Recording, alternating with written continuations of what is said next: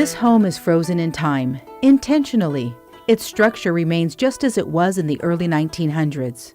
Daisaku and Shima Uchida came to Kona as immigrants, seeking a better way of life as coffee farmers. In the 1920s, this became their home, and it remained in the family for the next 3 generations. Today, this is known as the Kona Coffee Living History Farm, a registered National Historic Site meant to take you inside the lives of the early coffee pioneers, back when life was difficult yet rewarding.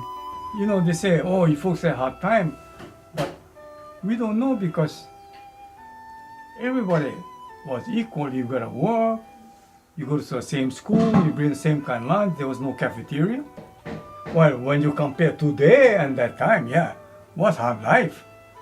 But at that time, we didn't know any better, so we thought, oh, this is the way of life, so accept it.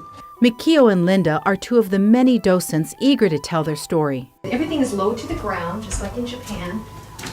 They would sit on these type of cushions. These are called zabuton. They'd sit like this.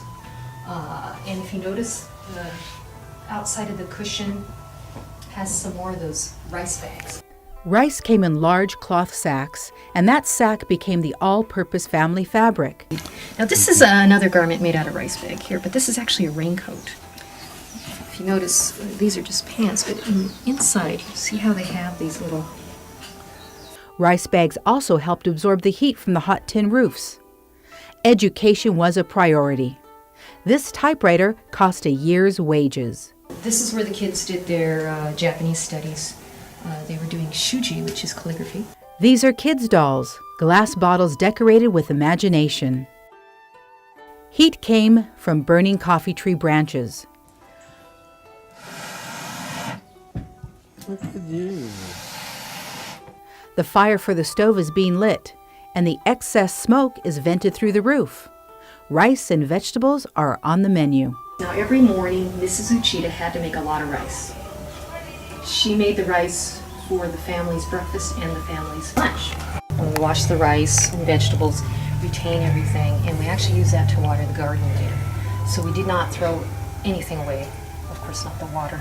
And later when I start to prepare the vegetables, I'll save all the food scraps here, and I'll actually feed the chickens. Relaxation consisted of a cup of sake and reading the local paper while puffing on a Bull Durham cigarette. The tobacco bag was then used at the kitchen faucet to catch any plumbing debris. Bathing was done in a wooden bathtub. Laundry was scrubbed by hand, and the restroom was a 2-seater. Rainwater was collected from their rooftop and stored in this wooden tank. This is a tofu maker. Soybeans were placed in the hole and crushed by the weight of a rock. Outside was a fully operational coffee processing farm. The picked beans were put in a pulping machine, left to soak overnight, and placed on this outdoor drying platform. The beans remained on the floor, while the roof could open or close depending on the weather. When picking coffee on tall trees, ladders were equipped with a swivel eye bolt. This allowed its legs to safely sit on rocky terrain. And once you set them, it will set solid like this. When picking coffee, the adults had large woven baskets, while the kids had little tin cans. See, this can is for little children. And you have to fill this in, a little bigger. And some farmers are generous. They should give you maybe a nickel or dime for a full can. Some were very strict. If you don't make 2 by lunch, you're not going to have lunch with us. And they used to say, that's a good way to train children.